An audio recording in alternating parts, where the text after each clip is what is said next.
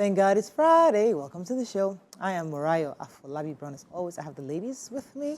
Hello, Mariam Longe. How are you? Fine, thank you very much. It's you. the Akada Children's Book Festival tomorrow, and I'll be there. I'll be reading at 3 p.m. But before then and after then, there's just lots of activities for the children, for the whole family to come and have fun.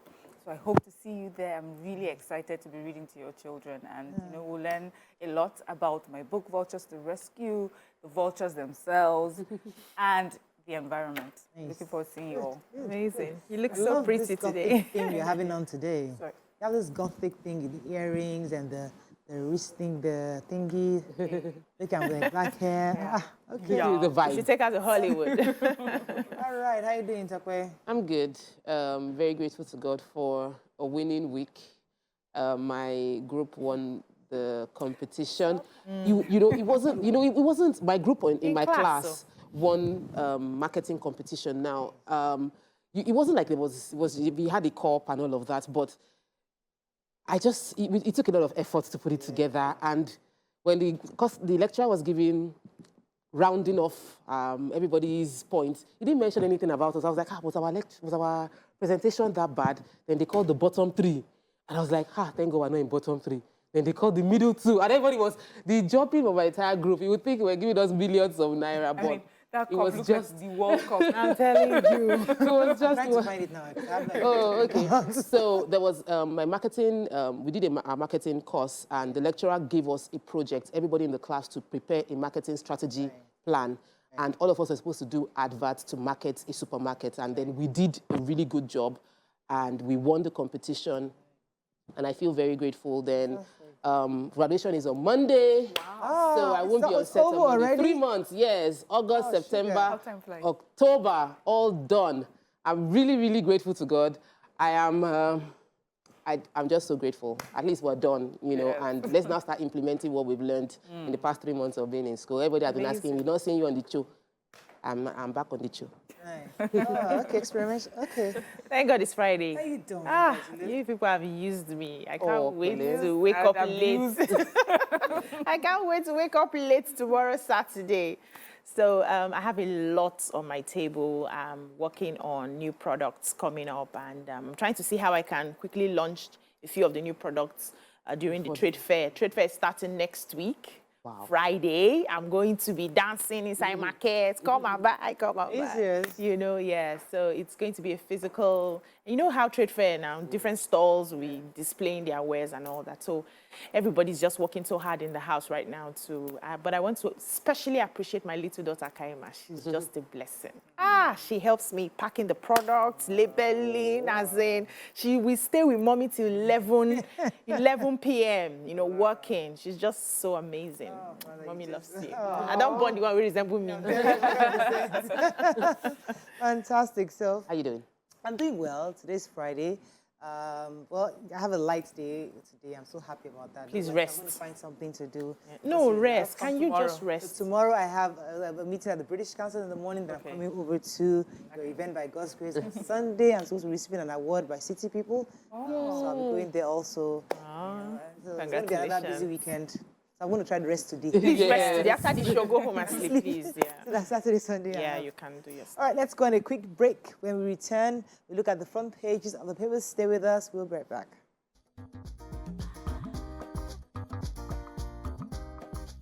Stay tuned. Your View will be right back.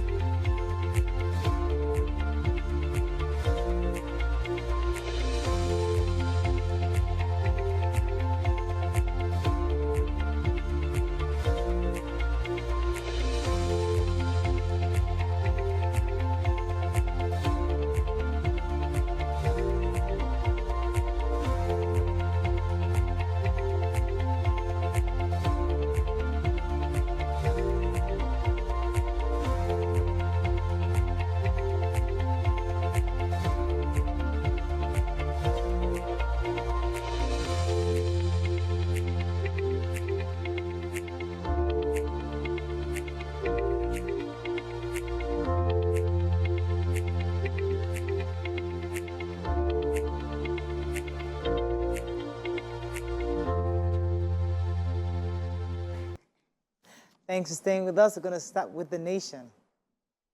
Terror alert parties in a fix over call to halt campaigns. $1.5 billion Lekki deep sea port ready for test run. Sanwo-Olu proposes 1.69 trillion naira budget for continuity. No room for vote buyers during election, says EFCC. Ondo politician found dead. Zenith Bank records double-digit growth in Q3. Flood claims will be over 1 trillion naira, says insurers. NNPCL, Daewoo Group to sign MOU on Kaduna refinery.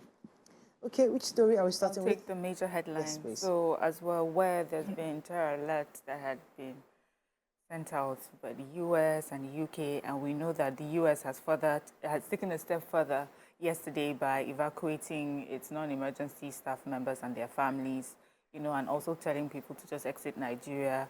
The UK is warning its citizens not to travel to Nigeria, Abuja in particular. And this announcement is affecting upcoming political campaigns and rallies. So the political parties are responding to the message. APC is saying that fortunately they have nothing to suspend for now because they haven't rolled out their rallies or campaigns yet. So, and then going forward, they would listen, they work hand in hand with the security personnel and of the country. Whatever they say, they work hand in hand with them. PDP says that they're doing their own investigations and they're looking at it, and they will determine based on what they have seen whether they would go on or not. Labour Party says, as for them, they're going ahead with their rally, which is slated for, I think it's tomorrow. Tomorrow in Lafayette. They said that everything is has already been deployed, ready to go, and they're just charging the government to do its job of providing security for people. Some other stakeholders, you know, people were talking. Some people believe that the political parties should hold off the rallies and campaigns for the safety of, you know, citizens, because these are the sort of places that terrorists like to attack people in clusters of people in a group.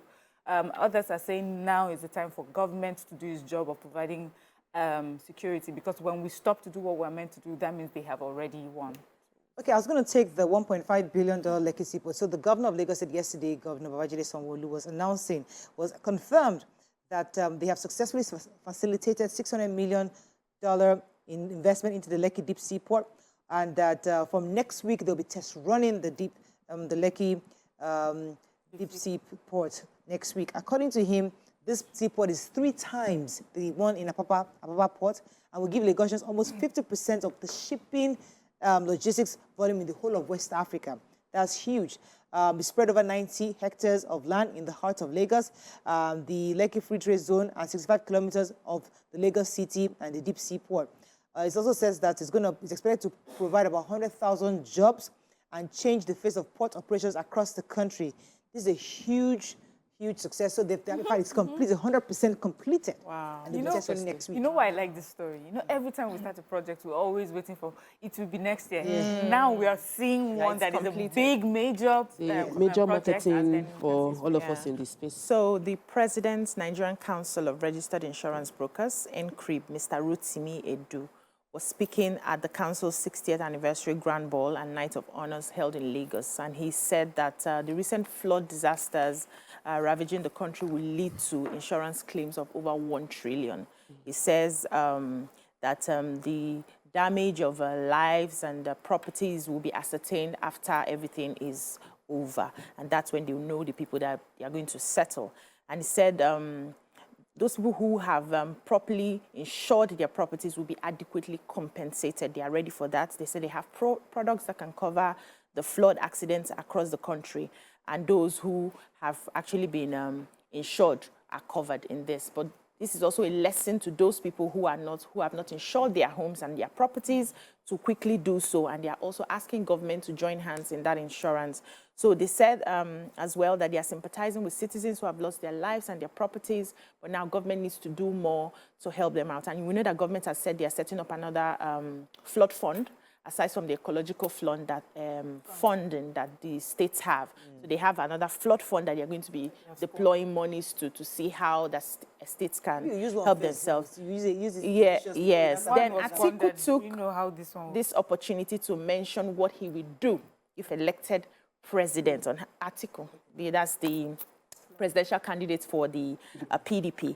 And he said that he's going to, first of all, retool and reform NIMET, NEMA to make sure that they are able to, notice the disasters and report it on time. And he was also talking about building the dam. There's this particular dam that was supposed to have been built, that wasn't built, that should have been helping to cushion the effects of the Cameroon dam. He's going to be building it, among other things. So he just reeled out all the things he would do to avert flood when he's elected. Yeah. Yes, you have a story, Nisha? Yes, I do. An Ondo politician, actually. He was a former political appointee in Ondo West local government area, was found dead. He was with his lover in the hotel, and they suspected it was Magun.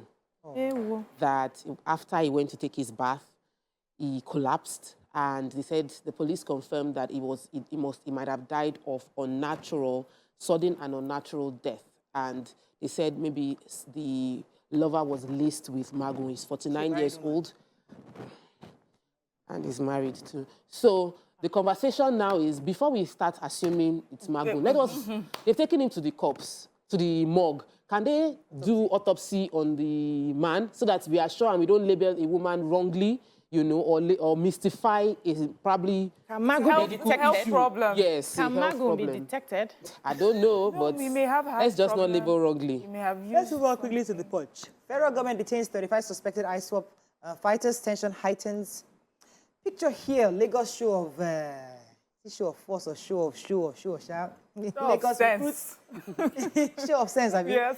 Lagos recruits 423 firemen. Boost firefighting capacity. Chidima transferred 5 billion naira from Mataga's account, says witness. Flood threatens 1.9 trillion naira CBN agri schemes lost mounts. Lagos Delta Cross River present 2.58 trillion naira budgets. You are wrong, Tinubu not selfish. Onanuga replies Akintoye. Zenith Bank Q3's earnings rise to 620 billion naira. And FG opens talks with investors on the Lagos-Calabar rail. Okay, what's going on in Lagos, Mariam? In Lagos, the governor on Thursday inaugurated 62 brand new, as some of us would say, brown new firefighting vehicles. And then there was passing a parade of 435 firefighters. So what it means is that new cha-cha-cha firefighting trucks, not Tokumbo. Yeah. Wonderful. See, I saw them. Beautiful. We saw them, yes.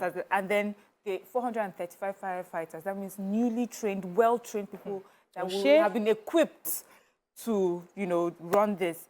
And the governor is saying that he's just assuring the indigenous Lagos state that his administration is making all the investments in methods to tackle natural and man-made disasters. See, I think this is just amazing. I don't know if there's any other state I have seen, apart from Lagos State, I don't know, Kaduna State, where would see just people that seem to listen. Yeah. We have constantly complained about firefighting equipment, firefighting methods in our country all across. And we see the government moving. And then to see Lagos State investing in the things that people have been crying about.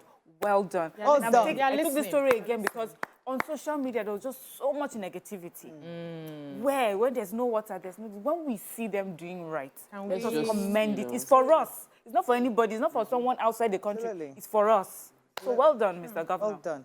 Okay, so the joint operation of the DSS, the National Intelligence Agency, and other security agencies have been able to dismantle a terror cell in Abuja. And this is important because of the current terror alert issued by the US and UK government.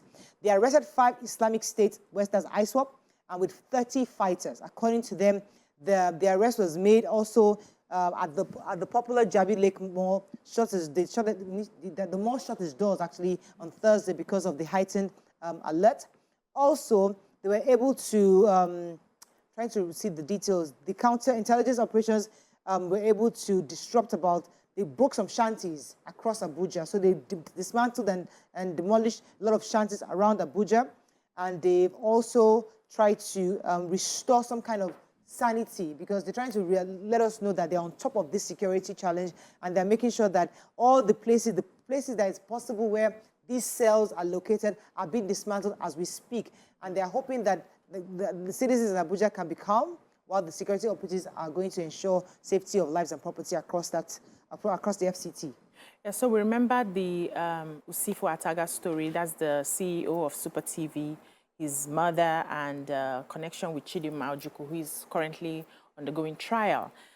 New evidence has, surfaced, saying that they were able to move about 5 million from the account of Usifo on the particular day that he died. So the transactions were in piecemeals. They said 20,000 were transferred to so and so. June 17, another withdrawal of 20,000 was made 5 times on that day. Another withdrawal, June 16, 50,000 was transferred to Nkechi Mogbo. And, this case now had roped in her Chidima's sister, Chioma Igbuchu, and one Adedapo Quadri. And so most of these monies were transferred between those accounts. And the case is still in court, so it's been adjourned to November 8th. Yeah.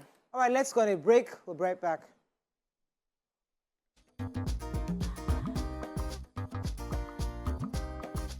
Stay tuned. Your View will be right back.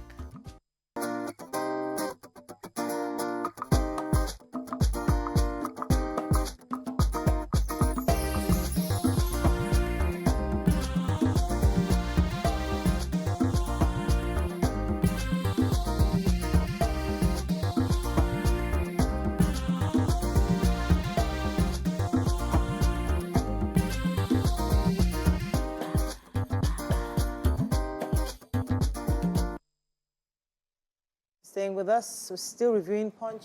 Yes, so I have a story on the airline. Our airline aviation sector is actually facing huge challenge, and this is attached to the fact that aviation fuel is the bulk cost of all of the industry. He said fuel is the industry's largest cost item, and in this year alone, $192 billion has been spent on Jet A1, which is a 70%. The price rose by 70%. So even with the fact that we're having a lot of airlines dropping out and reducing services, they are spending a whole lot more on Jet A1 fuel. It's not just a Nigerian problem. Obviously, we know it is as a result of the Russia-Ukraine crisis, which has led to a spike in crude oil by 11%, and then every other thing follows suit. It is also affecting the airplane production companies. They are having challenges with producing because demand is dropping, and the report is saying that local consumers are lamenting, local airline companies are lamenting, and they are waiting for how the government is going to respond, because there's shortage of aviation fuel, even though they are paying more for it, and they are accusing that the government is also not helping the situation. So government should remove a few of the bottlenecks and let the flow happen. Even if they'll pay more, let it be available. Moving on to Vanguard, UK insists on terror alert as major malls shuts operations. Why AFG is keeping Nnamdi Kanu despite court ruling, says Malami. Trapped foreign airlines funds rise 51% to $700 million. Warri Refinery will deliver fuel first quarter of 2023, says federal government. MMIA concession aggrieved bidder sues 2 foreign firms and FG. Nigeria can't keep borrowing to fund agencies with duplicated functions, says reps. NDLEA must account for 300 billion naira contracts awarded without due process, says Umana. And man dies in Ondo Hotel after sex romp. Okay, which story are we starting with? Nnamdi Kanu quickly. So I took the story yesterday where the court has asked that he be released and 500 million paid as compensation. Despite that, the federal government is still not inclined to free him. And this was said by the Attorney General of the Federation and Minister of Justice, Abubakar Malami. He said that the rendition of Nnamdi Kanu could not be used as the only basis to free him, that there are other offenses allegedly committed by him against the federal government of Nigeria. And so he says that the government is holding on to him based on 4 major issues which were preceded by the rendition matter for which the court cleared him. So to release or not to release him is a function of the rule of law in that matter, and they're actually following the rule of law. However, these cases, he said, I want to mention them. He said, you look at the first rule of law. This is someone that has been granted bail on account of charges that have been preferred against him at the court. Someone jumping bail to international community, a case of fugitive is being established against him in the background of that jumping bail. He also said the national security issue, that this is someone who has been charged with treason, incitement and destruction of civil authority, murder and assassination, and other accounts of incitement that boils down to issues of national security. And also on the account of international diplomacy, he said this is someone who has used the international community or a foreign country to launch an attack against the country. And he says all these naturally come into play when you want to determine whether to release him or not, that this refusal to release him is also working in line with the rule of law. So me, I don't now understand why a court will give a judgment and government says this is also... The court's judgment is on one yes, so one case, issues that they need to sort out, yeah. Okay, I was going to take the story. The federal government, there's a gentleman by the name of Victor Danzara. He's the chairman of the ad hoc committee of the House of Reps, National Assembly, and his committee is to review the duplication of government agencies. Now, as a chairman, he has said that Nigeria's high debt profile is as a result, part of it as a result of loans obtained to fund agencies with duplicated functions. And he came up with these results and saying, and he was speaking, saying that, trying to see his exact words here, he said that the counterproductivity of established agencies is the fact that a lot of agencies have less to deal with. Let me just put it in a nutshell. So they're some of the loans we're getting, right, for federal government is getting, is going to these agencies that are having duplicated efforts. So they must do something to stop the fact this duplication of efforts across the agencies, and that's what his committee is supposed to do. So he has raised that alarm that the reason why our debt profile is so high because we're giving money to these agencies. And that's part of the cost of governance, cutting the cost of governance we've been talking about for so long. So let me talk about the agency. NDDC has been embroiled, like I've taken the story from board, from breaking, dissolving the board to constituting a board. The Minister for Niger Delta Affairs, Ubongumana Amana, said that the last director of, I need to be sure, the last managing director of NDDC, Emmanuel Audu, must give account of a 3 billion naira contract awarded without due process. He mentioned how an individual under the guise of emergency repairs award several contracts without following any due process. He said even he has gotten a few documents, 10 pages, 15 pages. People would come and meet him and tell him they want to fix a road in Delta, they want to fix a road in Abia, and they will say 2-kilometer road for 800 million naira. A road in Imo, 2-kilometer road for 800 million. He said, how that a failed portion road under the guise of we want to fix it in emergency, that how can an agency spend 800 million naira to fix one road, a 2-kilometer road? And that our children would ask us how these funds have gone into. We have a loan, according to him, of 3 trillion naira, and one man alone is spending these monies inappropriately. He also said that the forensic report that was supposed to be carried out they couldn't do it as they should because some people were disturbing it. Until date, some people that have been stepped down from position are from their house still signing contracts. And all those contracts have now been cancelled. My worry is some people would have implemented some part of the jobs and these companies will be affected. They will get loan to do it. He's cancelling all these contracts and saying they have to stop it until they get... It's based on lies and inflated... Honestly, the NDDC would have solved a lot of problems for Niger Delta, but anyway, in Seoul, in South Korea, our president expressed his delight, as written here, as he witnessed the signing of MOU between NMPCL and Daewoo Group, that's a South Korean group, for the rehabilitation of Kaduna refineries. And there are other ongoing projects that the president is looking forward to see being delivered soon. There's the Warri refinery, which the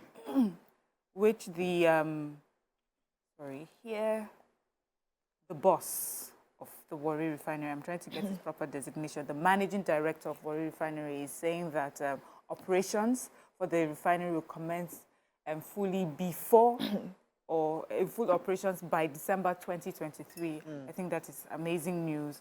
And our president is saying that they're, just happy with the relationship with Nigeria and the South Korean country and company Daewoo, and they're looking forward to better and more opportunities for both countries. Final paper this morning, Nigerian Tribune. Let's find a story we've not taken. Emefiele recommends flexible work models, training to reduce japa movement. FAC shares 760 billion naira for FG states local government in September. Umahi Ayade's visit to Wike fuels the speculation of alliance with APC. Sanwo-Olu Okowa Ayade present the 2023 budget estimates. Nigerian farmers lost 80% crop yield to pests and diseases in 2022, says report. Naira redesign will not cause inflation, could lead to fall in GDP, says Rwani. Yeah, so CBN quickly.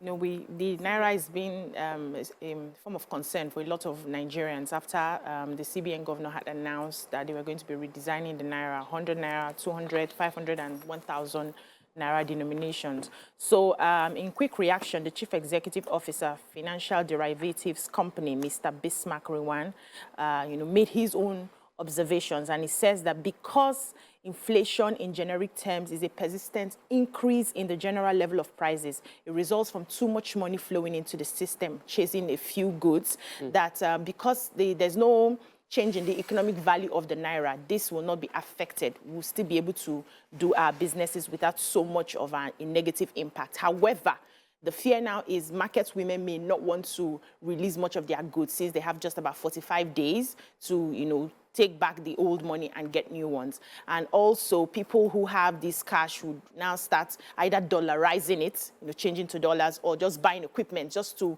move away with the cash. And what happens that makes us have the issue of Forex is the fact that there's always a lot of panic when things like this happen. People will now quickly be buying dollar, changing and all that. But aside from that, if we relax and just accept this, it will not affect the economy in any way. Okay, I have one story. I think this is the story of the modern times. So it's the CEO of the CBN at just concluded National Risk Management Conference, and he was talking about the Japa movement, everyone leaving, and he says that we understand that human capital is critical in making sure that development and all our policies are executed properly, and he says that organizations should start looking at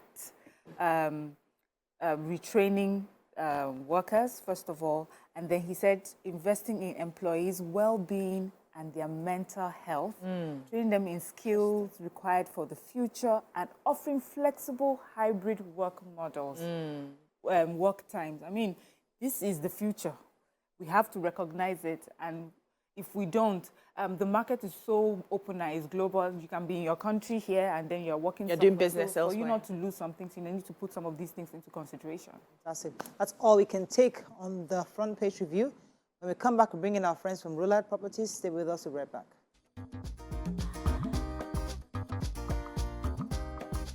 Stay tuned. Your View will be right back.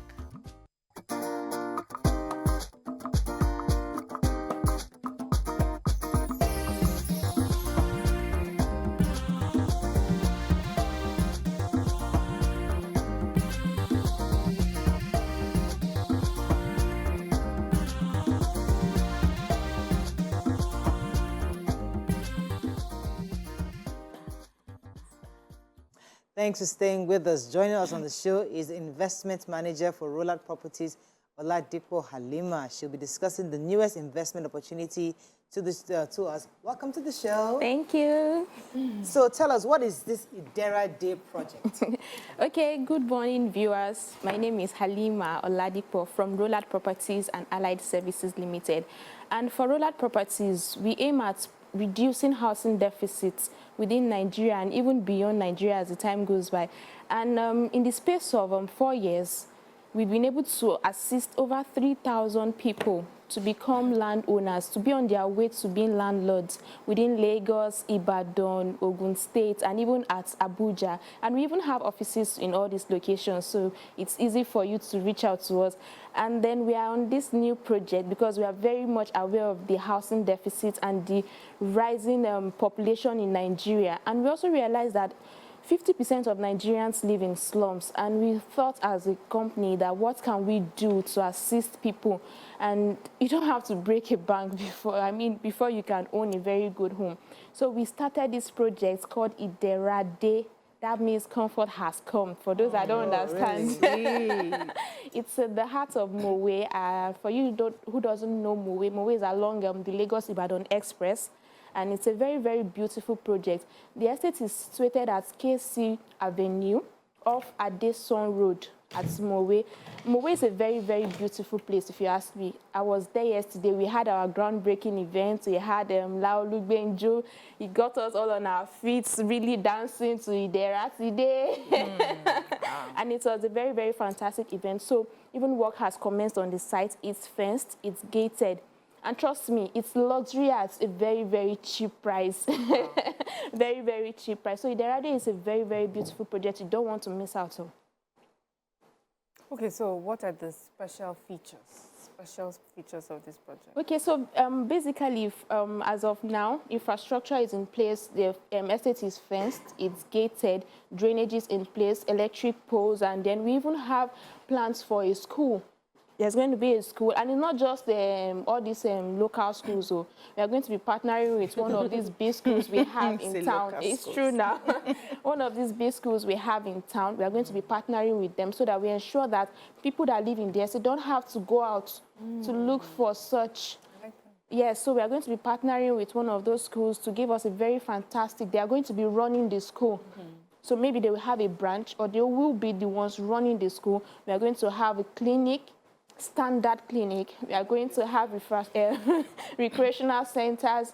Like, it's going to be a very fantastic place to live in, trust me. So what's the present offer on units of apartments? Okay, so we have 2-bedroom apartments, we have 3-bedroom apartments, and then I don't know, I feel so excited. I don't even know where to start from. So we have different types of apartment, the 2-bedroom, the 3-bedroom. We have the classic apartments, we have the standard, we have the premium apartments. And these are different stages of apartments. For classic, it's going to be like a carcass. I can't give all the details here, but you can call any of our phone numbers or reach out to us via our website to get further and more details of this project. But trust me, with as low as 8.5 million naira, you're on your way. In fact, you even have a full apartment already with 8.5 million naira. Your apartments are ranging from 8.5 million naira to 17.5 million naira. That's the 2-bedroom and the 3-bedroom apartment. So trust me, and you even have the opportunity of paying for 24 months. That's why I said you don't have to break a bank before you can own a very good and comfortable home. So with 500,000 naira, you can start.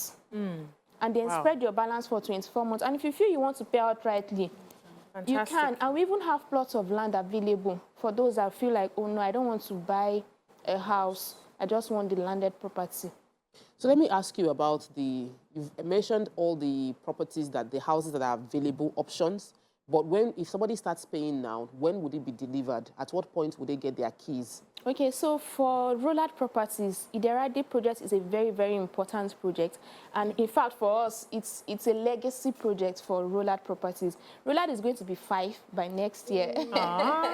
So this project is going to be our legacy project that we are clocking 5 years. Yes. We are handing keys over to the to the owners of apartments at Iderade. So in the space of 12 months, by God's grace, we are going to be handing keys over to the landlords in Iderade. Where exactly is Iderade? Because you're thinking mainland Ikeja, Mowe. Yeah, it's at Mowe. Exactly it's at Mowe, yes, at KC Avenue, specifically KC Avenue off Adeson Road, Mowe. Is it before Redeem or after Redeem? No, it's before Redeem. Just at the Mowe bus stop. Just 2 minutes drive from Mowe bus stop. Ah, nice. So when does the project commence? It has commenced already. So we had the groundbreaking yesterday. And so the party, she told us about the party. If you get there today, you will find people on site even working already. So usually, when you do your inspections, you have people come in a bus and you take them. How does this work? Yes, inspection is free of charge as always. You come to our office or even give us a call to book your space for inspection, and we'll take you there. We'll bring you back free of charge. Nothing to worry about. And we always encourage people, before you pay any money, Rollard is not collecting anything from you. Come and see what you want to buy. When you have seen it and you are satisfied, then you can choose your payments plan and commence your payments. You mentioned briefly that there were plots of land also available. I know some people watching right now probably only want to build. They want to build by themselves. Yes, yes. So would the plot of land be available close to where the buildings are going to take place, or they have a different section for ordinary plots of land for those that want to build? Okay, so For rollout properties, we are aiming at 1,000 units of apartments, but we are starting with 150 units. So this 150 units is going to be for the apartment that we are starting. So we still have space for those that want landed properties. So it doesn't one doesn't affect the other. Is there a prototype For them to build? Or they can build whatever they want to build? Well, it's based on discussion. Okay. We have what we want to build. So when we present it to you and you've seen it, I'll be like, oh, okay, how about you tweak this a little for me, or you do this way for me? That's allowed. It's open to discussion, yes, but we are building just bungalows. Okay, as we wrap up, any final things you want to tell us, just final on this day? Yeah, definitely. When you invest in Iderade, for people that are investing, if you are buying now, trust me, in the space of 12 months, by the time we'll be handing keys over to the landlords, the apartments are not going to be worth less than 25 million naira. So imagine you buying a property, a unit of apartment for 8.5 million naira, 17.5 million naira now. The least, the minimum you'll be selling in 12 months' time is 25 million naira. So what better investment opportunity is that? Sorry, let me add this. Hope it's not a flood-prone area. No, Because we're running away from flood now. It's not. Before we go into any project, we do our due diligence. For those that were at the groundbreaking event, we had a legal advisor who was there to explain to everybody on the due diligence as we carried out on this property before we even commenced anything. And you know, when you're buying rollout properties, definitely you're buying peace of mind. And you can reach us via our website, www.rolloutproperties.com.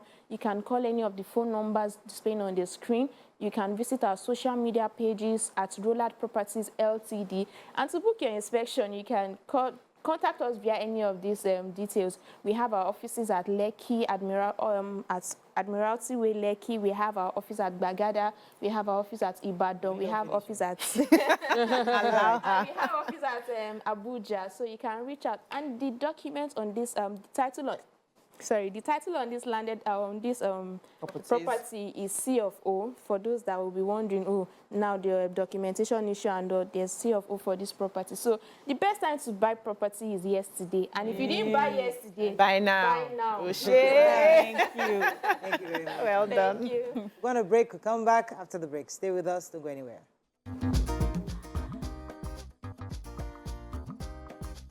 Stay tuned. Your View will be right back.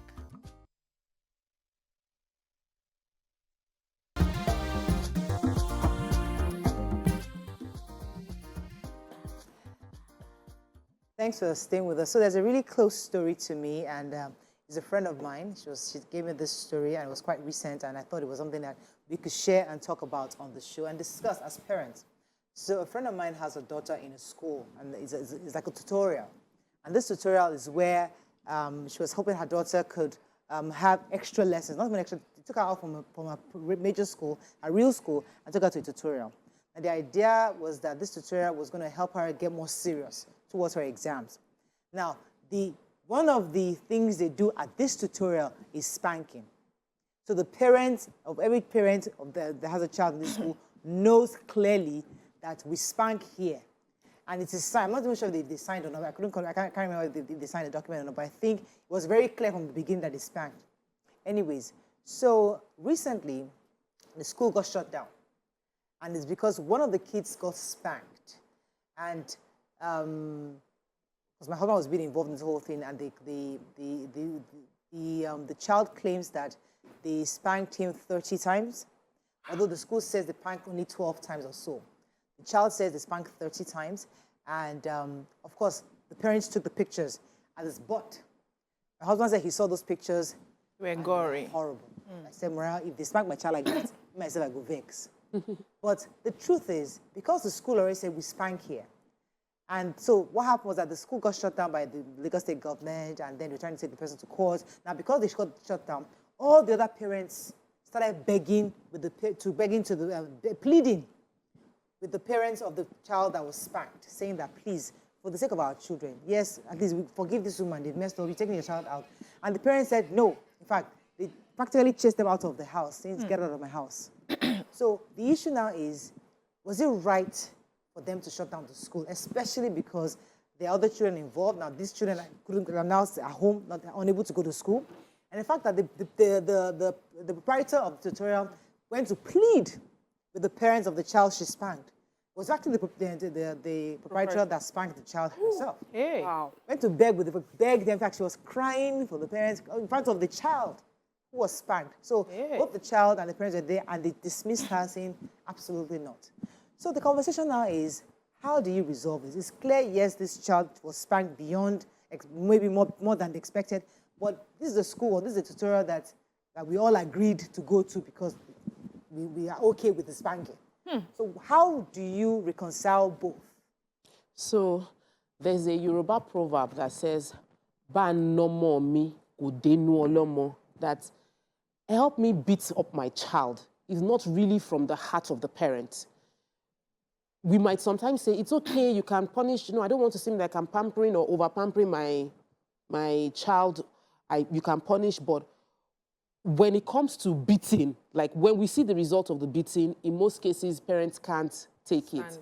So that, I feel, is what happened here. But still, for a school or tutorial to say that they punish and they beat, that's their policy. But for them to punish and beat to the extent where they left a mark on the child's body, there is no justification for that. That, for me, is child abuse, and that, for me, should be punished. While you punish a child, you don't want to abuse the child, because at that point in time, you bring rebellion. Many psychologists have already found out that the beating, spanking a child to correct a child, in most cases when overdone, will lead to rebellion, because the maximum of what you do is beat me. I'll steal, I'll lie, just beat me, and I'll continue doing what I want to do. So then, if you don't want rebellion, then you must find a more effective way to pass on that message. To add to this, my friend told me that there was a time her child messed up, and the school called her, "We're going to spank your child." And she said, "Go ahead." Because the child actually lied, and did something that was so wrong. And she felt so when they spanked the child, obviously the child her daughter was corrected. And then she started doing the right thing. So the spanking was effective. So for her, she's not adverse to spanking at all. Well, how do you draw the line? Because when somebody shuts down a school, So that's the thing about hitting people. And that's why there's this campaign, even before we're born, where they're saying, don't beat our children. It's because it can get to the point where you would overdo it. And sometimes it can get to a point you just do it like you normally do it, but then you do it to the wrong child, and the child faints, or the child is rushed to the hospital, or the child now has all sorts of things all over their body, and you're saying, but I beat him exactly the way I beat this person. And so that's why when it comes to physical punishment, it's just better, to put it aside when you're dealing with children in a public place, people in a public place. And as teachers, but because you say this is a tutorial, because in schools, they understand that there is more to disciplining a child than hitting a child. They understand that there are stages where there's the talking stage, there's giving them points and taking away points, there's award ceremony where those who are not doing well, we see how those who are doing well and behaving well are being celebrated, and they learn from that. There are just too many ways to get to a child that I just feel that in this day and age, hitting a child is wrong. There's also the part where the families have agreed that you can spank. But I don't know if they understand. Did they discuss the type of spanking? Did they say we're going to whip them all over their bodies? Did they say, no, we'll at least ask them to stretch their hands out and we'll give them 5 strokes of the cane, 10 strokes of the cane? Do you understand? But if that was not discussed, I don't know how, I don't advise any parent to give another person that yes, and say spank, because the way you see abuse is not the way the other person sees abuse. Yep. I've seen someone say, oh, I don't beat my children. But then you see how they beat the children. They're like, that's not beating, and that's just spanking. I'm like, what? But in their own understanding, that's not beating, because the one that they received is far worse than what they are doing right now. So it's better to say, if you have agreed that you're that sort of parent that thinks spanking is important and you're going with an organization that does it, spell it out. To what extent? This friend of mine, for example, when she says that one of the reasons why she took her child to that tutorial is because all her friends have taken their children who had issues with academics to that same tutorial. And the same method was used, and their child did so much better, and some of them got scholarships and got to school. So they felt that that period was a time to make a child concentrate, to give them that rigor. in studying, and understand the importance of studying, such that when it's time for you, when you have to be by yourself in secondary school, you know, okay, this is how to study. So many of her friends had a successful outing in that tutorial. So she's thinking, okay, maybe my own child too can also be successful. That's why they went to that same tutorial. So why, if it works for one child, why can't it work for the other child? Because children are different. And as parents, we must begin to pay attention to the emotional needs of our children. We are always putting them under so much pressure. The success has to be in this form. You're not even taking into cognizance the type of intelligence that child has. That child might just be a creative that does not need plenty shouting, that does not even need to understand mathematics. Just let her know the basics, and then she will find, you help her, guide her into what she's really meant to do. We don't pay attention. After all, Miriam's son has scholarship. So my son, I will kill you if you don't have scholarship. Tope's son is coding very well. I will deal with you if you don't code. Are you not seeing that Tope's son is coding? Miriam's son is doing this one. If you don't do this, you have brought shame to me. Please, can we calm down? Thank you. Can we calm down as parents? How many of you did all those things when you were growing up? How many successful people were that bright, even in the schools? Can we calm down and allow these children blossom? So one, I have a problem with any school in this day and time that says they do corporal punishment. You will not see my children there. Because nobody you follow me, bond them. You don't know their peculiarities. And any school who, whether it's a school or a tutorial, who in this modern time has not deployed other means of handling children emotionally, psychologically, academically, and is through beating, I will just understand the mindset of those people. They are back in the Stone Ages, and they will not bring any good to your child. So your child may sit down and get the 2+2 and pass, but will that child understand that 2+2 when it's applied to something else? Let's not be in a hurry. Allow these children to blossom. Don't ever, as a parent, give, like Maria mentioned, give another parent an opportunity to say, you can go ahead and beat my child. You can never tell the extent of the damage on the child. We, that were parents that were raised with beating, every day I'm unlearning and relearning how to better communicate. And right now I have a very good relationship with my children because we talk. I can take out some things when you misbehave, like they are under punishment right now in my house. Nobody's watching TV this holiday. I've taken it out. I've collected all their gadgets. Nobody's using gadgets except the senior one who just wrote her book and she's been behaving. But you see those two younger ones, they're under punishment and everybody complies. I did not raise hand on any of them to achieve what I wanted to achieve. So can we study our children, observe our children? We're always in a hurry for them to be academically smart. A total child goes beyond understanding 2+2 and, you know, learning how to speak English. Let's calm down, please. Yeah. Let's go on a break. When we come back, this is just finished the show. Stay with us. We'll be right back.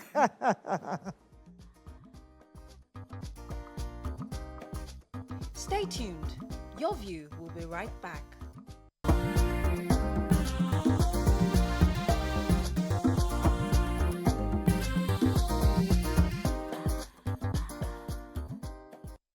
Thanks for staying with us. We're still discussing this issue of parenting, and I have Yakub. Good morning, Yakub. Are you there? I'm here. Good morning. You're live. Volume. Yeah, thank you very much. And good morning to you all. I totally agree with Obi, but I have another opinion concerning that. The question here is this.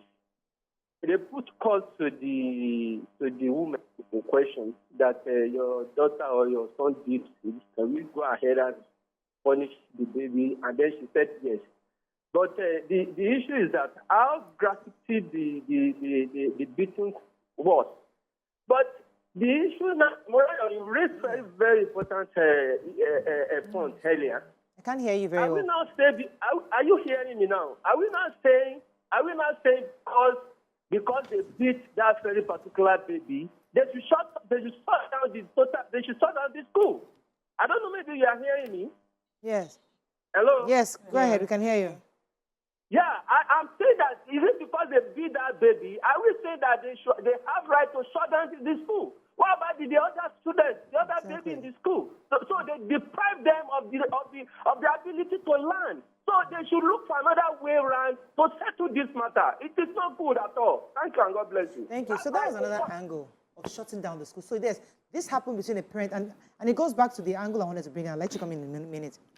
So this happened to one child, and the regulatory body says shut down the whole school. Now, is that the right approach on one end? Secondly, the parents of the proprietor also try to plead with the parents in front of the child, literally begging the child, please forgive me for what I did. I'm begging the parents. Now, if we're looking at it holistically, what message are you sending to that child also as he's seeing his proprietor pleading and begging in front? I'm just thinking to myself, is that also how to solve a problem? Are we damaging that child further or where? Doesn't really matter. Well, I've said it several times that whenever issues happen, you need to shut down so that we can properly dissect the issue, because we cannot behave like everything is going on well when it is not going on well. Okay. To a large extent, I blame all the parents that agreed to put their children in a school where they beat the child. Even the parents of that child who got beaten is to be blamed, because the parent also signed off on, you can beat my child. It is when they now saw the extent of the beating that they realized, wow, I wasn't thinking it was going to be this bad. So they should also take responsibility. The school had a policy. Everybody signed and agreed to that policy. Yeah. So if you feel like you want to change a thing, the best way is to pause and let us evaluate that thing properly. So I'm all for shutting down the school, not a permanent thing, but the shutting down of the school is what led to a change of policy. So that means the school is now forced to think of different ways to achieve the same results, processing it very well. And I'm all for that. Sometimes we think that shutting down the school is going to hurt other children. What about the children that will miss out in school? What about the children that have gotten beaten wrongly? What about children that have been brutalized for life because of something that they didn't even lie? The parent, a teacher in a bad mood or a practice in a bad mood has vented a previous transferred aggression on the poor child. So issues can be resolved if we take out sentiment. And you know, when it's personal, people tend to, like the parents, you know, the story included the fact that some parents of other children in the school went to complain. And we went to apologize on behalf of the proprietors that, can we please open the school? That's because it wasn't your child that got beaten that bad. Because if it was your child, you would grandstand. So it's a case of let's evaluate the situation, calmly deal with all the things that are in place. Another thing I wanted to point out was, if it is possible for a school to take out beating, why did they have beating there in the first place? Because if it was possible for them to take it out, because right now they are open and they've taken out beating. No, they didn't take out beating, but I guess they've modified it, I believe. I'm not sure. I don't know the details of that. But let me take this call from Bumi from Abuja. Good morning, Bumi. Are you there? They don't want Good morning, Bumi. Go ahead, please. Yeah. Okay. Like they often say that charity begins at home. Go ahead, Bumi. Parents have left their responsibilities to outsiders. Fine, they say it takes a community to raise a child. Yep. Why leave it for schools to discipline your child? And like Obi said, the pressure on children is just too much. Why they must go to university? They must come out with a 2-1. They must come out with. Why not find other means to educate these children? Please, that's not right to spank the child. Even if you want to spank, look at their body texture. There are times it's so soft that you just tap them and something else happens.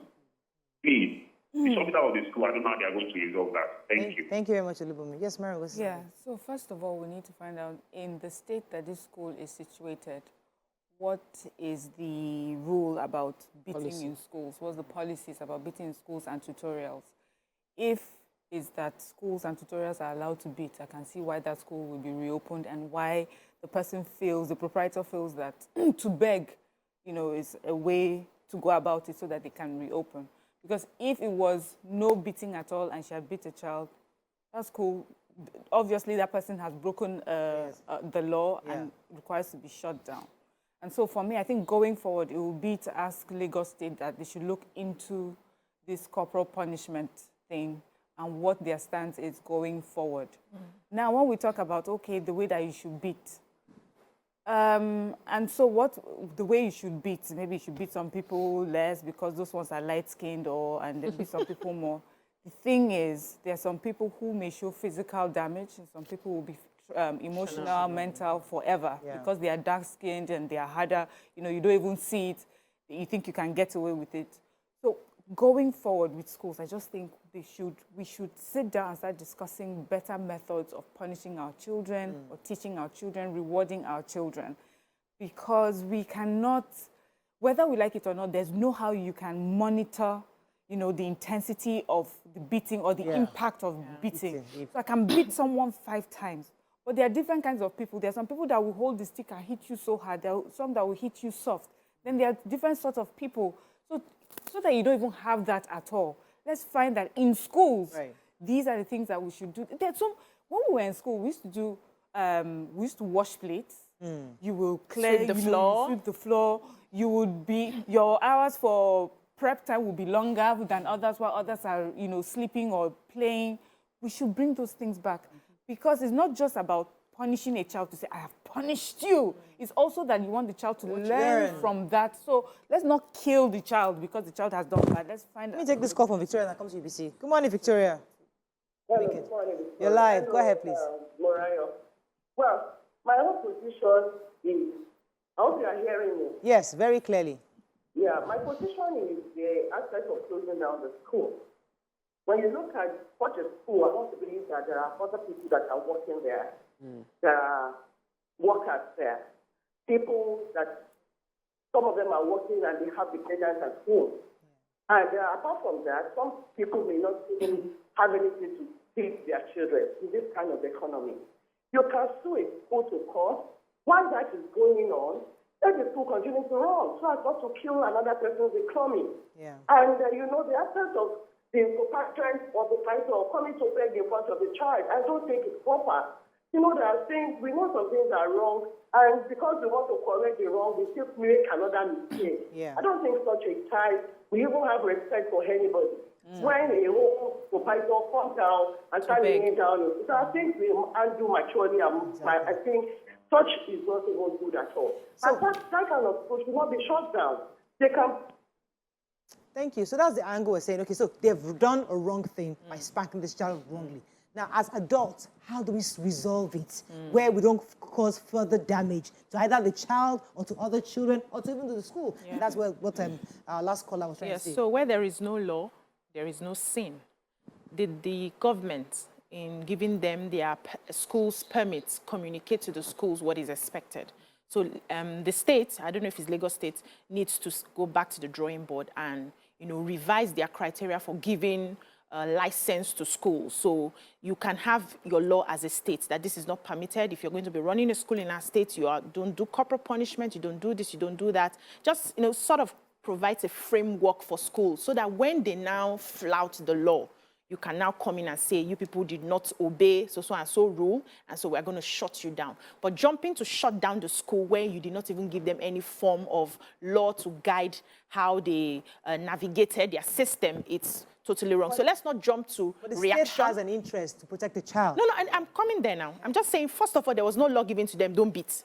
So swooping in, child hold rights, on. So Swooping we have in. a community, our Swooping society in, is hold on into now. corporal punishment. Yes. So swooping in to just shut down the school, I believe is wrong. They would now have a conversation to say, these and these and these are what is expected of the school going Child forward. abuse against And then the they would, law. no, see now. Can you it's child not abuse? this- If my child was abused, that's Is it a child But in rights? Nigeria and Hold on in now. many Is of it our a child communities, rights organization that went to fight? So there are different angles to it. I don't think it's the government that will shut down for child rights. There are agencies that would handle that aspect. So they can decide to take the school, government can, okay, they can decide to take the school to court and all that. But you shutting down the school has disenfranchised other students, you know, pended their means of study, learning gap and all that. So that should be put into consideration. But they can say, okay, go home for the meantime. Let's find a way to resolve this. My personal opinion. That's one. Two, resolving the issue where the proprietress now came to start begging in front of the child is just totally wrong. They could have that conversation away from the child because you are modeling to the child that, okay, now that you have beaten me and, oh, so you can beg. Tomorrow I can do that behavior or do whatever it is that you beat me for because my parents will shout and they will come and beg. In raising children, we need to understand that what we reinforce is what we come. And that's why they say when you beat psychologically, you are reinforcing that negative behavior that you want out of the way. So what you do, yes, when you are putting energy to reinforce it. So the child may pretend in your very before and not do it anymore, but the child will go outside. And that's why we raise a lot of mean adults. Children that have been beaten, you think you're correcting them, they pretend in your presence, they are mean, they are rebellious, they are mean adults when they grow up. If we were that disciplined, Nigeria would not be where it is. All of us were flogged and beaten, we lie, we cheat, we do all of that. With the proprietor. In the begging part, I would like to... That's why I said they should have had a conversation away from the child. Okay. You can find a place, go somewhere now, there are eateries around, sit down and do your begging. The child shouldn't have been, because they were begging, you said they were begging in front of the child. That's all shades of wrong. Yeah, I understand that, but what should be the right thing is what I want to know. And is it wrong for the child to receive an apology from the proprietress for doing something wrong to the child? Not at all. So that apology should... See, there was a parent very close to me recently who abused the child out of anger. He was frustrated in the office and the child did just very minor thing and he beat, insulted and everything. And that's his child though. And when they wanted to solve the matter, the wife said you would render an apology to your son because you abused him. And I, as your wife, understood where you were coming from, but that was all shades of wrong. And you must not model this behavior that it's okay to treat people that way. So this proprietor should write an apology to this child. That's one way that we are going to be enforcing, you know, holding on, understanding consequences before you do the action. Because if it's a wrong consequence, you will have to live for it. So you should write an apology letter to the child, make the child understand that it came from a good place. However, the way it was done was not so good. So just to add, Can I have to go on a break, but let me let you. When we come back, we'll continue this conversation. Stay with us, we'll be right back.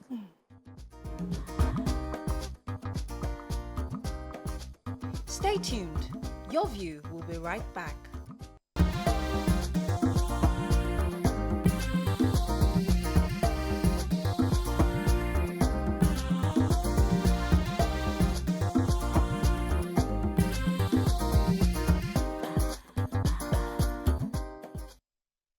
So we're discussing corporal punishment, apology, how best to right the wrong that has been done. You're going to say something. Yes, so I want to say that it's important that when an adult has done wrong to a child, there's nothing wrong in apologizing to the child. In the rolling on the floor and things like that, it's a Nigerian thing. A bus driver hits your car because of his recklessness, and you insist that you're going to take it to, you know, the authorities, and then he strips naked and he's rolling all over the floor. That is not an apology. That is just drama. Trying, just theatrics and just making sure that you do not get punished for the wrong that you have done, because you get up after that and go. You know that all I have to do is roll around and move. Apologies that I recognize what I've done is wrong. I shouldn't have done it. And I assure you that this is the last time it's going to happen, you know? And I feel that she should have done that, because what you're telling that child is, even though this was done to me, I shouldn't do it to someone else. And it's so important that she, you know, because the children look at adults like, you know, the be-all and end-all. That if she's able to bring herself to the position where she says to me, what I did was wrong. So that's why I feel that she should have apologized to that. But the schools, rolling and whatever, I feel that there has to be like a committee. I don't know if there was. You sit down and now talk to parents and the teachers on the way forward. Because if we're allowed to beat in schools, you cannot shut me down for beating one child and his own bonbon turned yellow or turned green. That is how I've been beating the others. Yes. So it's acceptable. So that means I haven't done anything wrong. The only thing is that I beat the wrong child. I beat a light-skinned child. I beat a child that his skin is soft. So we need to have a proper conversation. I don't think we should just let this go. We open this. Yes, we need to have a proper conversation on how we want children to be punished in our schools. So if you do accept corporal punishment, there has to be a modus operandi for that. Our society is a corporal punishment-based society. It's a culture. It's a culture, whether it's a culture we got as per colonialism and the way the British were able to enforce their laws was to, you know, maybe it was from slavery, maybe it was pre-slavery. We don't know. What we know is from the point of slavery up until colonialism, up until post-colonialism, till now, the policeman is holding a stick. But the Bible says it now. The last man official is holding a whip. Like everybody everywhere is holding something to sort of like whip you into line. We are not a society built on mutual respect and being reasonable, understanding one another. We're not a society based on communication. We're a society based on, I press my own, pim, pim, you don't answer, I come out with a whip and slap your face, and that is how we are. But can we change? Expecting a school, expecting a subsection of society to now operate differently would be a tough thing. It happens a lot. Many public schools, we see it happen where they say they beat up somebody, the person fainted. A lecturer, was it last week we were discussing it? A lecturer stood up and gathered his male children to go and beat another girl.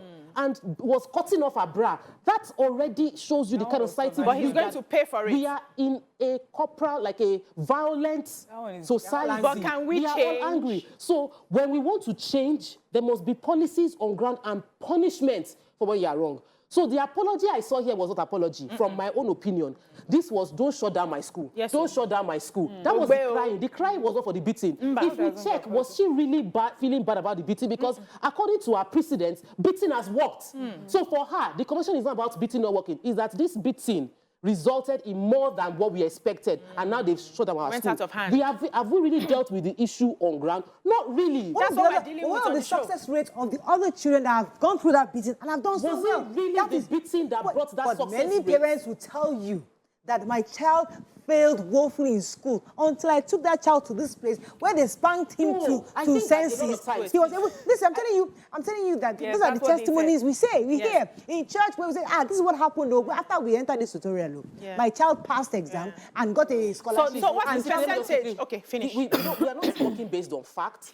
Many of us assume. I read a story today. They said it was magnum. You know the way we do superstition and believe that it's a beating without any proper survey to analyze. Challenge results. So wait, I wanted to ask a question.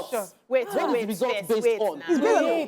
the percentage of, no, hold on now, in the whole of Nigeria, what's the percentage? You're talking about this one school. What's the percentage of people from that school that you claim that have succeeded compared to the percentage of people from other schools that are succeeding? They are very big schools and small schools that I know that they don't beat, and they are still getting scholarships. They are still succeeding. So why don't we pick the good sides? Why must we always come from that angle of punishment and corporal punishment? Because you know why? We're lazy. Lazy parenting. We are lazy, very lazy. To have a conversation with a child and understand the child's mindset is a lot of work. Sometimes, even me, I am tired. I just close my door, everybody just go to your room. We'll talk about this later. Because it takes you thinking on your feet to be able to help that child change from that behavior. It takes you reinforcing the positive behavior. It takes a lot from you that we are not willing to give. We're chasing money. So it's easy to do, and you go and do something and face your studies. You have not achieved nothing. So now let me answer your question. We have tutorial and we have school. School all encompassing. We're talking about the grades, we're talking about your behavior and so many other things. We're talking about social skills. This tutorial or tutorials like this is about these subjects and about these exam questions and about passing them. And we do that from morning till night every day. So we need to put that into consideration. That's a factor that would, help in them passing those particular exams that they are studying for. Secondly, are they beating them from morning till night, or are they also reading? So we cannot say beating is the one that, if they say, you know what, they don't even need to read the books. We just keep them in class and we start flogging them morning, afternoon, night. This beating is working. No, they are reading, they are concentrating on that. But now, what we need to do is sit down and do like a comparison of those who have maybe the same setup and without beating and compare those two schools or those two tutorials and see how that works. But to say that the beating, no. Works. Let me take this call from Malari Waju. There's no data. Malari Waju from London. Good morning. Are you there? Hello. Good morning, everyone over there. Good morning. Hello. I really am happy that I can get through to you. Thanks for joining us. I really thank you for all your comments. It's on point. Well done. Thank you. I will tell you, there should be a body in Lagos State, giving private school a license. There should be a guide to follow that. This is what you do. This is what you are not going to do. If you do this, and this is your punishment. Okay? Beating a child and then putting a mark, according to you, on that child's pom-pom is child abuse. I will tell you. The school close the school down. Yes, you can close the school down for maybe a week, 2 weeks. Then set a body up, what's going on, what's happening, open the school back. But the teacher, whoever did that, has to face the punishment. Whoever did it, has to face the punishment. Thank you so much. And then what Tokpe said again about beating, when we are beating with in Nigeria, they believe when they beat you, the army will beat you, police will beat you. This get on from the school because they have been beating them. See, when they get to the adult, they believe that I have to beat you before you listen to me. Then you beat their wives. Has to stop. Thank you very much, Harry. They beat their wives. See, another thing we're forgetting that we're communal in this country. We do, there's a lot of word of mouth. For example, if my child wants to go to school, I'm asking you, which school did your child go to? I want to go to lesson. Which lesson did your child go? I want to go to American Embassy. Please, who helped you with your, that we ask each other. It's the same thing. So we get the end. Is your testimony or your own experience that I use to say, okay, your own child now studies till, a parent says, my child was studying to like 11 p.m. or to 1 a.m. She was still in her room, so reading and reading. I'm like, How old is this child? This is like 10-year-old child. Hey, Jesus. I'm telling you. Let's just be patient. Because, listen now, that is what some parents hear. They say, so your child was studying my child was studying, and guess what? She did fantastic. She got 100%, and she got a fantastic school, And you as a parent, I say, the school that you took your child to, that she's studying all night, please, can you tell me this school? So those are the kind of stories we pass around, and we make them as factual, and make them as if those are the indices we use in selecting where we go or where we not go. So midterm was last week on Friday. I went for a show and tell in my children's school, which meant that I had to go through my children's books, and I saw the results, and I saw some were good, and the ones that were good were really good. The ones that were bad were really bad. Well, not really bad, Sham. It was still above average, but I was like, this is not what I expected. I raked, took off their laptops, took off TV. But, when I got back home, I thought to myself that, okay, yes, we have already explained this is what you should do. These are the things distracting you. On Monday, after the show, I took them, we went to watch a movie. Because even while we're punishing, we must let them understand that, see, academics is important, but you should also balance everything you're doing. I feel that the PC made this very, very valid point earlier. Comparison, it steals your joy. It steals joy in parenting. It steals joy in life. We are not all on the same path. I wasn't the best in class. Literally. People that I felt were far better than me, I can employ them right now. So it's not really about that academic excellence alone. Yes, strive to do well, but in the same space. Let us build holistic, like Bariam said. People on YouTube are commenting, and I'm seeing things like, what does it mean to be a mean adult? Everybody needs to develop a form of hardness to face the harshness of the world. That's another angle. Wickedness. Because a parent feels that I must make you have that's hardness, that rigor. You must experience the rigor, because when you enter university, is that rigor you would need to pass your exams. That's we need to build it from the foundation. So when you finish building the rigor from the foundation, you end up with children who don't have empathy, adults who don't have empathy.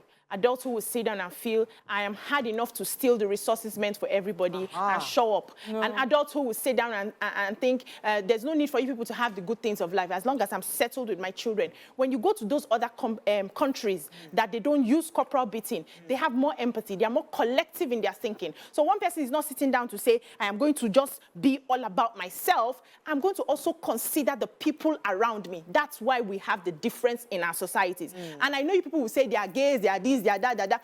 Of course, we have them here too. Go and open your eyes and see what is happening. Even with all the beating, the only difference is we're hypocritical, we don't show our own, we hide our own, and very soon it will still come out. Let me take Hassan, I come to you. Hassan, are you there?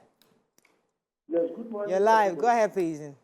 You see, you always come up with a lot of things that we need to talk. And very interesting. Look, clear the road and spoil the child. The rod of correction doesn't mean Clear the cane. road and spoil the child. The rod of correction is not cane. Don't worry, don't worry. You need to know this. You not misquote the Bible.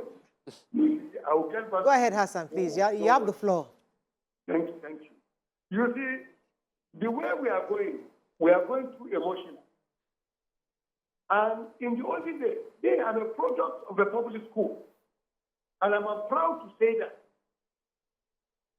In our time, if a child misbehaves at home, parents do report them to their headmaster or their teachers to take a disciplinary action against their children. When a teacher disciplines a child, a father will come and commend the teacher. But now, this commercialization of education, this thing happens in a commercialized school, in a private school, where the proprietor of the school will go with the sensible role to be begging his students just because of money involved. This profit maximization, without taking into cognizance general morality, is what is killing us in Nigeria. Let me tell you one thing, whether you like it or not, teachers have the right to discipline a child. To start a child is never a problem. We cannot be wise men. We have our own ways of training our children. Right. And they turn out good. What I said. There are a lot of things we are borrowing from people that are not good. All right, thank you, Hassan. So our he's saying we have a societies- right to Yes. discipline because Hassan's definition of discipline is obviously spanking. So if that is the norm around here, and some of us are trying to change that and trying to, in fact, to show new ways. Let us even expose. Let's find new ways of disciplining children. It doesn't have to be spanking. What other options could a school use to raise a child and still get the kind of level of success that some of these parents are looking for? Because at the end of the day, it's about they want their children to pass. Every parent wants their children to Yes, we don't want to waste our pass money. with flying colors, and they want them to stay up all night and study and pass the exams. And for them, that is work. Yeah. So the expectations that parents have, they need to look at it again and need to look at it closely. Is it enough for your child to pass the exams and then is missing in a lot of things? Just like BC had said about empathy, but there are just so many things. Earlier, I was making the comparison between a tutorial and a school, and the school that when you graduate from the school, hopefully, if all the tools were used, you're graduating as a well-rounded child. So you may not have gotten the best, all A's. Yes, all A's, but in grades. But you go to these awards, best in this particular thing, best in this, best behaved, best in spelling bee, all those different kinds of things. So even though your child is coming out with grades that are not the best, but that child will be able to find their feet where they have interest and do very well, and they can communicate with other people and do very well. Then you have this child that has been grilled and drilled and beaten like an animal just so that they can pass these exams, and then they go to university. That child with the other ones who have had like a proper, well-rounded education, and they go to university. And this person stays from morning to night trying to cram all the university books. But the other ones have learned about their strengths and their weaknesses, about smart reading and about the different times. They have learned from the sort of corrections and training that they've given them, things that they should not do, not out of fear, but because they have learned how it impacts them. But this one that has been beaten realizes, no one is here to beat me. So I can get away with any behavior. So whether we like it or not, times have changed and we evolve every day. And when we see things that are better for us, we want to do better for our children. You were beaten as a child as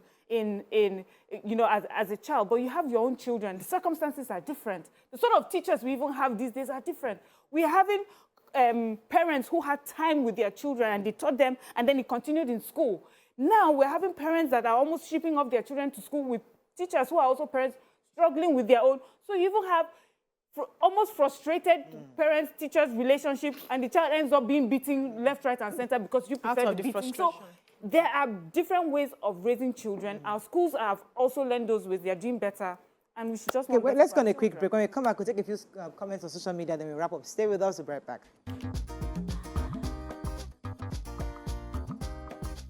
Stay tuned. Your View will be right back.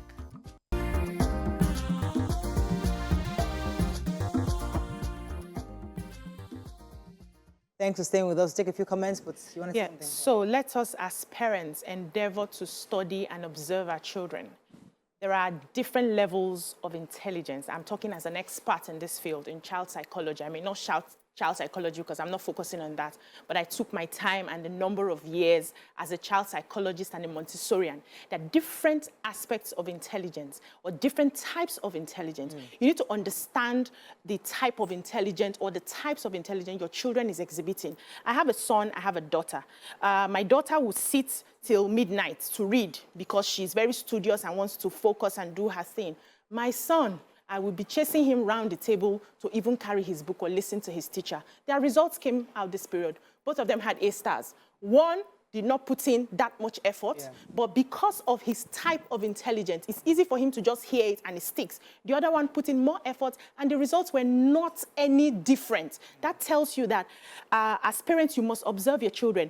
As parents, you must observe their learning styles, their discipline styles, their love languages. You can talk to a child and that child will listen. You can scold another one and another one will listen. So you must pay attention. You don't just use this regular approach for everybody. And so when you're picking schools, and I understand the economic realities that you can access some schools. That's why you have to work hand in hand with the teacher to understand your child. I know you're busy, you're looking for money, but give it a little more time. That blanket cane for everybody does not work for every child. You end up raising children who are not able to think, who are not creative. Some of us is in this adult age that we're learning how to think critically because most of the time we're beaten out of asking critical questions that would have made our lives better. Not everybody will choose personal development later in their years. So help them now to be fully rounded in how you correct them, in how you teach them, in how you work hand in hand with their teachers to help them if they are doing something wrong and you want to correct that behavior. Please, you people should leave Cane alone. Me, if I'm trying to. Let's take a few comments on social media so we can run off. So somebody was saying, Adedotu says, I'm for moderate spanking, not animalistic spanking. Only you can determine that. Yes, Sambang says, help us analyze other ways a teacher can use to correct a child in school. Mons Rushmore says, many people commit suicide today and did not have appropriate resilience, hardness built into them. Challenges come and they give up. So maybe spanking is what Rushmore feels will help to build resilience. Oladidi said, my son once forged my signature on a school report because he didn't do well. Me, I flog him, or you want me to pamper him so that he can forge my signature on a bank check and cash my money in the bank. So that's another level. There's some levels because this my friend was saying that my child, that if it was a homework issue, I would have said, I don't need to spank. But the child lied, like blatant, like one unheard of lie. Once and you think you dropped that message. When other ways you can correct is that every day for a week, you deny them something they like. Every other person is doing it. They don't get to do it consistently over a period of time. It reinforces the message more than you just doing that. Plugging and moving on. This commenter is making is thinking that if you're not beating, then you're pampering. Yeah, that's still discipline going on, but it's without the cane. That's all. Yes, that's what we're saying. Any other comments we run? Sambang says parents have opportunity to correct by seizing things and talking with the kids. But what will teachers do? Teachers can also punish. I think we should really talk about the teachers' punishment because people are wondering what teachers can do. There was a comment I read about a parent beat a child, said a woman beat her child who is less than 3 for not writing 1 to 100 when all the child should be doing is playing. No.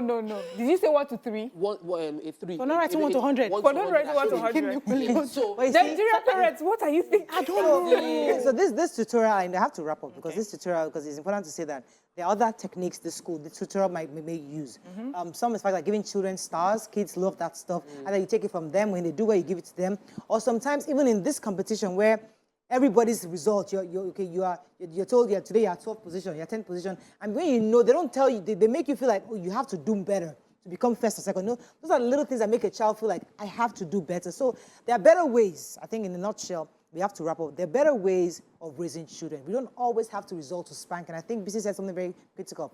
Every children is different. Every child is different. Some are auditory, some are kinetic, some are, what's the other one there? There are 4 of them. Visual. There are different children. I know my daughter, Michelle, is extremely auditory. There's nothing, you got to talk to her, she gets it. She just needs to hear it. She needs to hear it. Cartoons, she'll not sit down and watch cartoons, but she knows all everything. The songs. Yeah. Because she doesn't sit down in one place, but she's very auditory. So that kind of person, I just need to talk to her and she gets it. She doesn't need to be spanked. Yeah. So understand your children, and teachers can also find ways of raising of helping these children. But in a nutshell, let us desist from always resorting to spanking our children at all times. And let's not make a bad situation worse. When a situation like this happens, it's not all about shutting down. It's about making sure there's a proper guidelines on how to handle these kind of issues. And if you go to a school where they spank, let it be documented, as Mariam said. What kind of spanking? Is he on the hand? Is he how many strokes? Be crystal clear, because what is spanking to you is then what's spanking somebody else. Yeah. Have a fabulous weekend. Amazing. See you Monday. Bye for now.